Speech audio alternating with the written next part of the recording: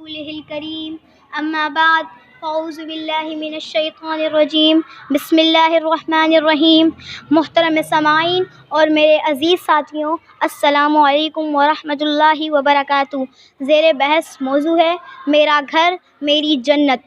گھر محض کسی بلڈنگ، عمارت یا محض چار دیواری کا نام نہیں، گھر کی شناخت اس کے مکینوں سے ہوتی ہے۔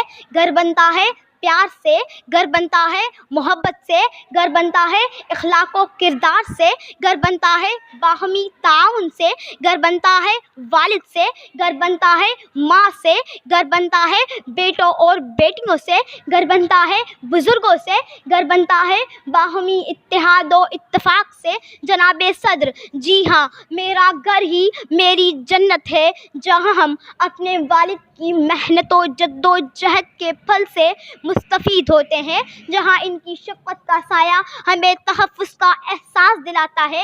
ہماری ماں ہمارے گھر کا ایک مضبوط قلعہ ہے، اس قلعے کی دیواریں حیا اور کردار سے تعمیر کی گئی ہیں، اس لیے یہ قلعہ ناقابل تسخیر ہے۔ جناب صدر، میرا گھر میری جنت ہے کیونکہ اس کی بنیادوں میں رزق حلال کی کمائی ہے۔ میرا گھر میری جنت اس لیے ہے کہ یہاں قرآن کی تلاوت سے ہم روحانی غذا حاصل کرتے ہیں اور قرآن کو سمجھنے کے لیے درس قرآن کی محفلیں ہوتی ہیں۔ ہم اس گھر میں نماز کا اہتمام کرتے ہیں، نالہ نیم شب سے دلوں کو تقویت حاصل کرتے ہیں۔ اللہ کے ذکر، اس کی بڑائی، عظمت و قدرت سے دلوں کو سکون ہوتی ہے۔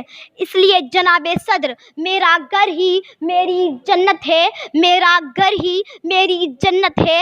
رہنما ہمارا قرآن و سنت ہے، رہنما ہمارا قرآن و سنت ہے۔ ہمارا گھر ہی ہماری جنت ہے، ہمارا گھر ہی ہماری جنت ہے۔